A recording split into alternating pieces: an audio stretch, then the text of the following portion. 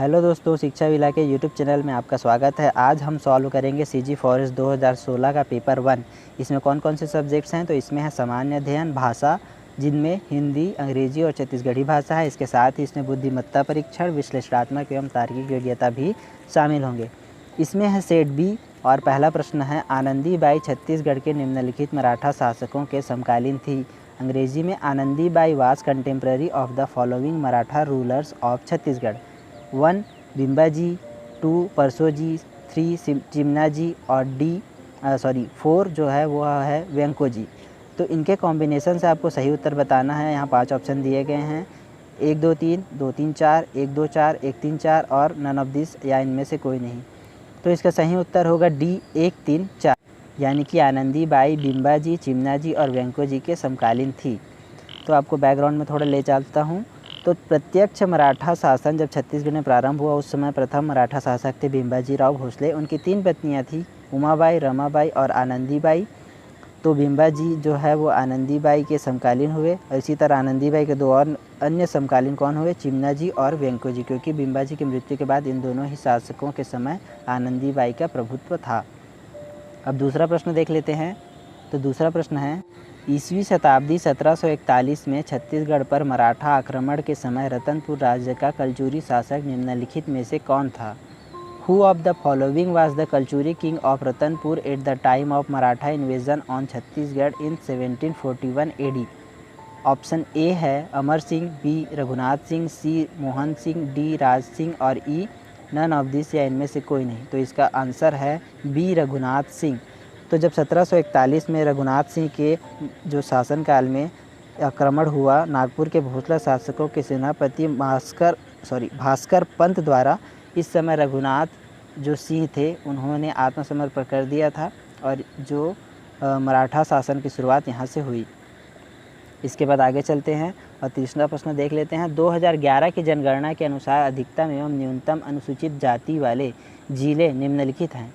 According to the census of 2011, the following are the maximum and minimal scheduled caste districts। तो 1 है बलौदाबाजार, 2 है मुंगेली, 3 है सुकमा, 4 है नारायणपुर और 5 है जांजगीर चांपा। इनके कॉम्बिनेशन से आपको आंसर देना है। इसमें से ए ऑप्शन है 1 एवं 4, बी है 1 एवं 3, सी है 2 एवं 3, डी है 5 एवं 4 और ई है इनमें से कोई नहीं या नन ऑफ दिस। तो इसका जो सही आंसर है वह है डी 5 और 4, यानी कि जांजगीर चांपा में अधिकतम अनुसूचित जाति वाले यानी शेड्यूल कास्ट के लोग रहते हैं और नारायणपुर में मिनिमम शेड्यूल कास्ट के लोग रहते हैं। अब चौथा प्रश्न देख लेते हैं। नथिया नावागांव पर्यटन विश्राम गृह किस जिले में स्थित है? इन विच डिस्ट्रिक्ट इज नथिया नावागांव टूरिस्ट रेस्ट हाउस सिचुएटेड? ए सूरजपुर, बी दंतेवाड़ा, सी कांकेर, डी जसपुर, ई इनमें से कोई नहीं है नन ऑफ दिस। इसका आंसर है सी कांकेर। तो कांकेर में नथिया नावागांव पर्यटन विश्राम गृह स्थित है।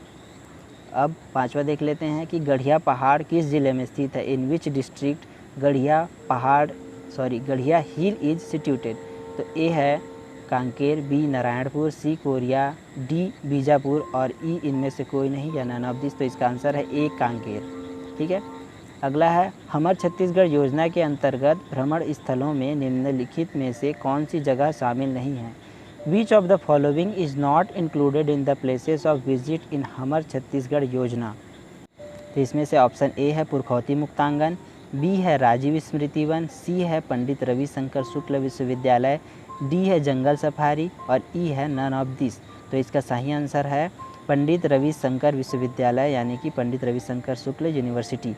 तो हमार छत्तीसगढ़ जो योजना है उसके भ्रमण स्थलों में जो पंडित रविशंकर यूनिवर्सिटी है उसे सम्मिलित नहीं किया गया है। अब पंचमुखी विकास कार्यक्रम का संबंध है। पंचमुखी विकास कार्यक्रम कंसर्न्ड विद ए शिक्षा गुणवत्ता यानी कि क्वालिटी एजुकेशन, बी सड़क परिवहन यानी कि रोड ट्रांसपोर्टेशन, सी बाल सुरक्षा यानी कि चाइल्ड केयर, डी है जनजातीय विकास यानी ट्राइबल डेवलपमेंट और ई है नन ऑफ दिस। तो पंचमुखी विकास कार्यक्रम जो है किससे रिलेटेड है? यह है शिक्षा गुणवत्ता यानी कि क्वालिटी एजुकेशन से, यानी ऑप्शन ए जो है वह सही होगा। इसके बाद देखते हैं छत्तीसगढ़ में कौन से बटालियन का गठन केंद्र सरकार या केंद्र शासन द्वारा किया जा रहा है? Which battalion is going to be formed by central government in Chhattisgarh? तो ऑप्शन ए है Bastar battalion, B Surguja battalion, C Salwa Judum battalion, D cobra battalion और ई इनमें से कोई नहीं यानी नन ऑफ दिस। तो इसका आंसर है ए बस्तर बटालियन। 9वां प्रश्न देखते हैं, निरांचल परियोजना के क्रियान्वयन के लिए छत्तीसगढ़ के किस जिले का चयन किया गया है? Which district has been selected for implementation of Niranchal project in Chhattisgarh? A Koriya, B Jashpur, C Surguja, D Dantewada या ई नन ऑफ दिस। तो इसका आंसर होगा बी जसपुर। इसके बाद चलते हैं 10वां प्रश्न, रिक्त स्थान भरिए, फिल इन द ब्लैंक्स। जब आइस बादर सूरज मुँह तोपिस फरिया, जो बादर के बाद फिल इन द ब्लैंक्स उसमें क्या आएगा? भैया, करिया, रिसिया, छलिया या नन ऑफ दिस इनमें से कोई नहीं। तो इसका आंसर होगा बी करिया, यानी कि जब आइस बादर करिया सूरज मुँह तोपिस फरिया, ये जो है वह एग्जैक्ट इसका कहना चाहिए फिल इन द ब्लैंक्स में सूट होता है। इसके बाद है कि वर्ष 2014-15 के लिए छत्तीसगढ़ के कुल राजस्व आय में ब्याज भुगतान का प्रतिशत क्या अनुमानित किया गया है? What percentage of total revenue of Chhattisgarh state is estimated as interest payment in the year of 2014-15? तो इसमें 4 ऑप्शन आपको दिखाई दे रहे होंगे। 5वां है नन ऑफ दिस। तो इसका जो सही आंसर है वह है 3.82% अकॉर्डिंग टू द 2014-15। इसके बाद वर्ष 2014-15 के लिए छत्तीसगढ़ राज्य के राजकोषीय घाटा का प्रतिशत अनुमान क्या है? What percent of fiscal deficit is estimated in Chhattisgarh state of the year 2014-15? तो 2.74, 2.65, 2.82 और 3%। उसके बाद है नन ऑफ दिस। तो इसका सही आंसर होगा ए 2.74%। लेकिन यह जो प्रश्न था वह 2014-15 के लिए सही आंसर बताता है। वर्तमान में 2018-19 के जीएसडीपी के अनुसार जो फिस्कल डेफिसिट का प्रतिशत अनुमान है वह है 3.07%। ठीक है, 3.07 याद रखिएगा, 3.07 इस साल का है। इसके बाद देखते हैं 13वां प्रश्न, राज्य के कुल भौगोलिक क्षेत्रफल के कितने प्रतिशत भाग में वन है? तो how much percentage of forest area is in total geographical area of the state? A है 40.21, बी है 23.38, सी है 43.85 या डी 32.85 और ई है नन ऑफ दिस। तो इसका आंसर है नन ऑफ दिस। तो कितना परसेंट जो जियोग्राफिकल एरिया है वह फॉरेस्ट एरिया है? तो 44.2 यानी 59,772 यानी 59,772 स्क्वायर किलोमीटर जो है वो फॉरेस्ट एरिया में आता है स्टेट का। तो इसका उत्तर होगा 44.2 यानी 44.2%। ठीक है। कौन सी सिंचाई परियोजना बहुउद्देशीय परियोजना है? Which irrigation project is multipurpose project? A Kharang जलाशय परियोजना यानी Kharang reservoir project, B mini Mata Hasdeo Bango परियोजना, mini Mata Hasdeo Bango project, C Ganiyari जल परियोजना, गनियारी रिजर्वायर प्रोजेक्ट, डी सारा डी बैराज या ई नन ऑफ दिस। तो इसका आंसर है बी मिनी माता हसदेव बांगो परियोजना या मिनी माता हसदेव बांगो प्रोजेक्ट। तो मिनी माता हसदेव बांगो प्रोजेक्ट जो है वह छत्तीसगढ़ की पहली बहुउद्देशीय परियोजना है और यहाँ पर 40 मेगावाट की 3 यूनिट के साथ 120 मेगावाट विद्युत का उत्पादन किया जाता है। इसके साथ ही इसमें सिंचाई का कार्य भी किया जाता है। 15वां प्रश्न है कि वन क्षेत्रफल की दृष्टि से भारत में छत्तीसगढ़ का स्थान कौन सा है? तो according to the forest area Chhattisgarh stands at which place in India? A चौथा यानी कि 4th, बी है तीसरा स्थान, सी दूसरा स्थान, डी पहला और ई है इनमें से कोई भी नहीं। तो इसका जो आंसर है वह है बी तीसरा स्थान रखता है छत्तीसगढ़ जो है वन क्षेत्रफल की दृष्टि से भारत में। इसके बाद 16वें क्वेश्चन की ओर चलते हैं। पंडवानी गायन का कथानक क्या है? What is the narrative of Pandavani gayan? कथानक का मतलब है कि यह किस कहानी से संबंधित है। तो ए है रामायण, बी महाभारत, सी श्रीमद् भागवत, डी शिव पुराण और ई है नन ऑफ दिस या इनमें से कोई नहीं। तो इसका सही आंसर है बी महाभारत। पंडवानी गायन का जो कथानक है वह महाभारत से संबंधित है। ठीक है। अब 17वां प्रश्न देख लेते हैं। रायगढ़ घराना के नर्तक कौन नहीं हैं? Who is not a dancer of Raigarh घराना?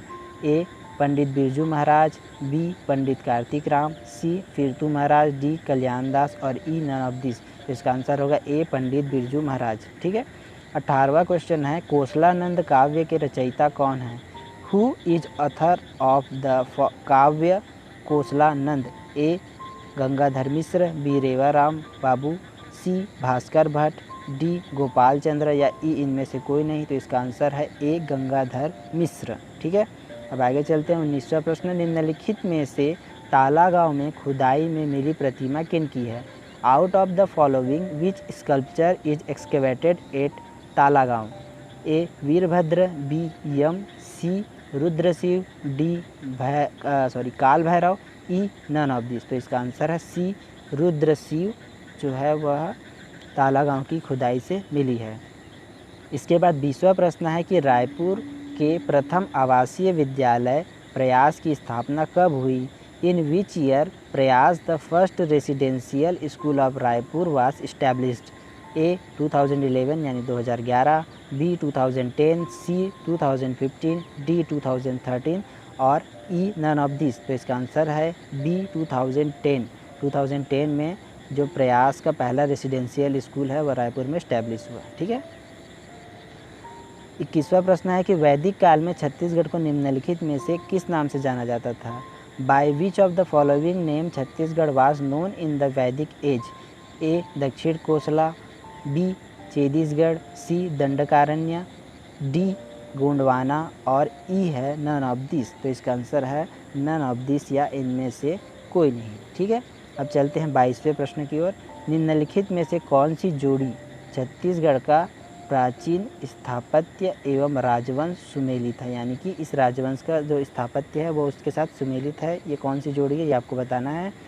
अंग्रेजी में which of the following pair bracket में है architecture of Chhattisgarh and dynasty is correctly matched?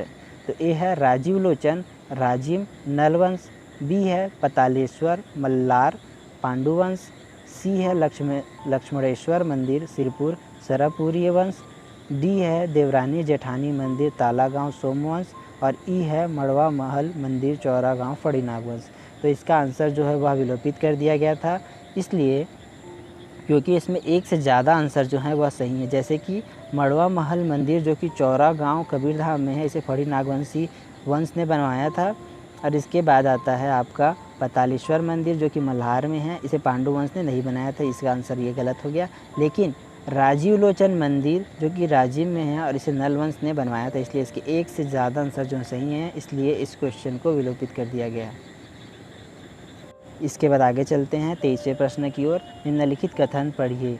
Read the following statements. तो पहला स्टेटमेंट है छत्तीसगढ़ में कलचुरी प्रशासन व्यवस्था राजतंत्र पर आधारित थी। The Kalachuri administrative system in Chhattisgarh was based on monarchy.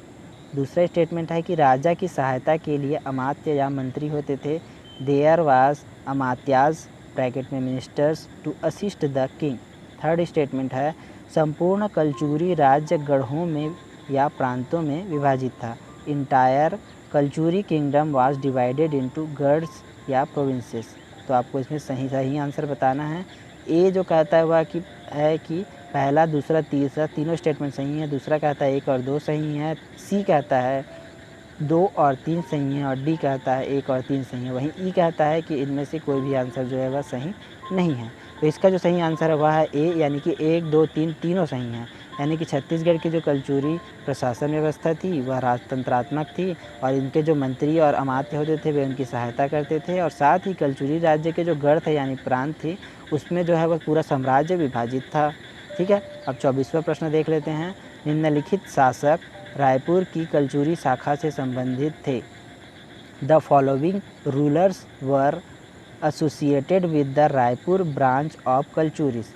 1 Chamunda Singh Dev, 2 Mohan Singh Dev, 3 Umen Singh Dev और 4 अमर सिंह देव। इसका सही आंसर का आपका कॉम्बिनेशन जो दिया हुआ है उसमें से आपको सिलेक्ट करना है। ए कहता है 1 2 3, बी कहता है 2 3 4, सी कहता है 1 2 4, डी कहता है 1 3 4 और ई कहता है नन ऑफ दिस, यानी कि इनमें से कोई नहीं। तो इसका आंसर है डी 1 3 4। 1 3 4 का मतलब है चामुंडा सिंह देव, उमेन सिंह देव और अमर सिंह देव जो हैं वे रायपुर के कलचुरी शाखा से संबंधित थे। अब 25वां प्रश्न देख लेते हैं। Read the following sentences. तो सबसे पहले आता है छत्तीसगढ़ के प्रथम सूबेदार महिपत राव दिनकर के समय शासन की संपूर्ण शक्ति आनंदी बाई के हाथों में थी। During the regime of first subedar Mahipat Rao of Chhattisgarh all power of government rested in the hands of Anandibai. दूसरा स्टेटमेंट कहता है कि सूबेदार विट्ठल राव ने प्रशासन में परगना पद्धति लागू की, यानी कि सूबेदार Vitthal Dinkar introduced Pargana system in administration. तीसरा कहता है सूबेदार बीकाजी गोपाल के समय पिंडारियों ने छत्तीसगढ़ में लूट की। ड्यूरिंग द रिजाइम ऑफ सूबेदार बीकाजी गोपाल पिंडारीज रेडेड छत्तीसगढ़। इसमें आपको सही उत्तर बताना है, तो इसका कॉम्बिनेशन है ए कहता है 1 2 3, बी 1 2, सी 2 3 और डी 1 3 और ई कहता है नन ऑफ दिस, यानी इनमें से कोई नहीं। तो इसका आंसर होगा ए 1 2 3, तीनों ही स्टेटमेंट्स जो हैं वो सही हैं। यानी कि छत्तीसगढ़ के प्रथम सूबेदार महिपत राव दिनकर के समय शासन की संपूर्ण शक्ति जो थी वह आनंदीबाई के हाथों में थी।